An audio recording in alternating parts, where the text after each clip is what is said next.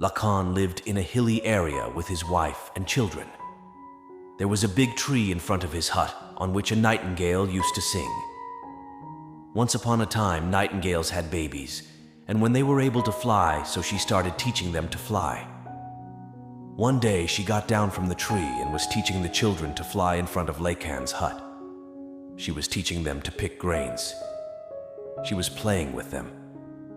𝚂𝚗𝙱𝚂𝙲𝚁𝙸𝙱 was also watching all this with his 3-year-old child in his arms.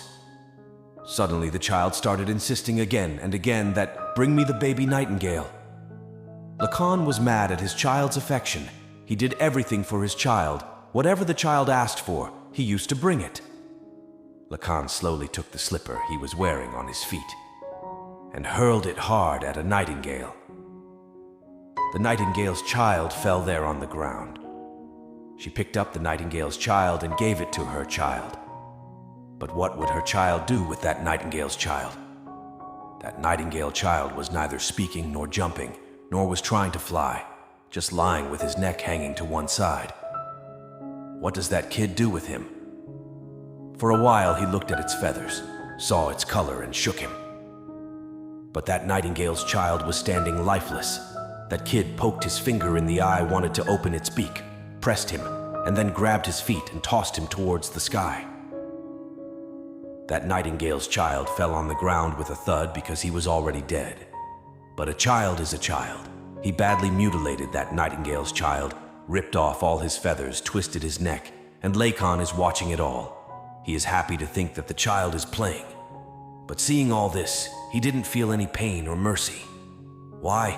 Because in someone's obsession, a person becomes blind like this. He becomes subliminal. Obsession is the greatest enemy of man. It makes him blind. It brings out the ruthlessness and inertia in him, and man becomes a victim of this blindness of his and collects so many unrighteousness that when he has to give the account, he says that I didn't do anything. This is blindness, and this is the inertia of the affection. As in the Mahabharata, Dhritarashtra became so blind in the affection of his eldest son, Duryodhana, that all of Duryodhana's bad deeds seemed to him to be naive and childish. And this is what happens to human in obsession. Next month, the rainy season came, but the nightingale didn't even come to the tree in front of his hut for many days out of fear. But after 1 month, when her kids grew up, flew far away, and she was left alone, so she came again and sang again. 𝚂𝚗𝙱𝚂𝙲𝚁𝙸𝙱 and his child listened attentively to his song and tried to see her and her child. But Nightingale's children had gone far away. She was alone one day.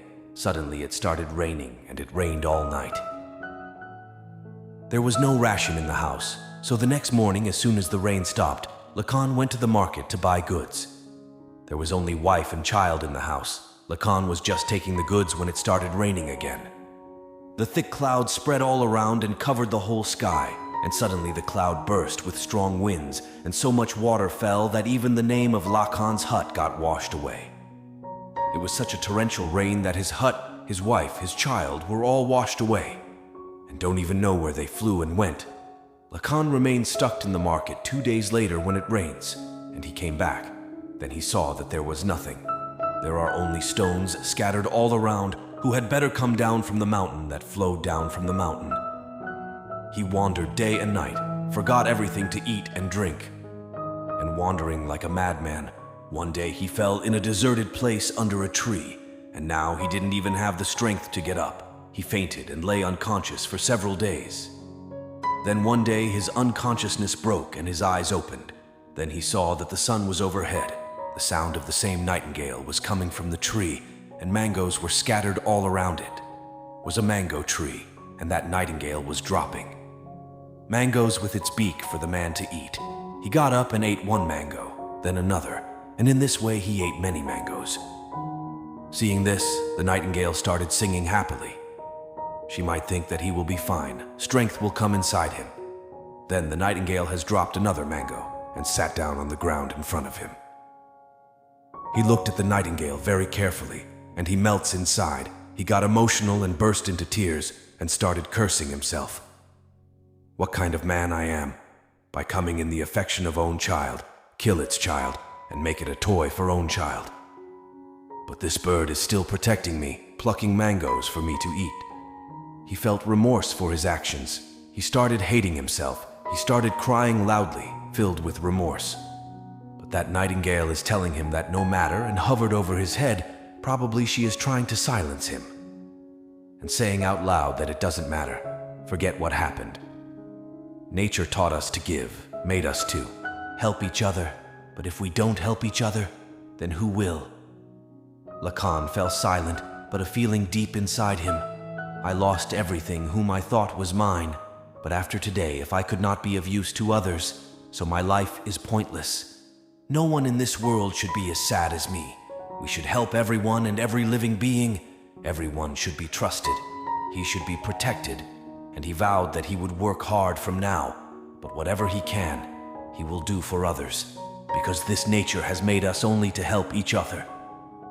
He folded his hands for the nightingale and placed his forehead on the ground and said, "You are my mentor and accept me as a disciple." The nightingale flew away and sat on the tree. From that day, Lacan started selling wood from the forest. He made it the means of his livelihood and whatever money he has left after his 2 meals a day.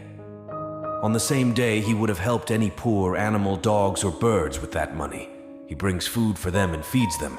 He give medicine to a sick person, do any kind of service. Now believe that his life has become service and sacrifice. People from far-flung villages and cities came to know about him.